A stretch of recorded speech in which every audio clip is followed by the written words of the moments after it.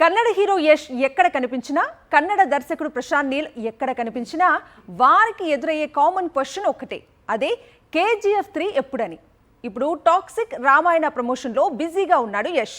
మళ్ళీ same question repeat అయింది. అందుకు రాఖీబాయ్ చెప్పింది ఏంటో తెలుసుకుందాం రండి. 2022లో రిలీజ్ అయింది కేజీఎఫ్ 2.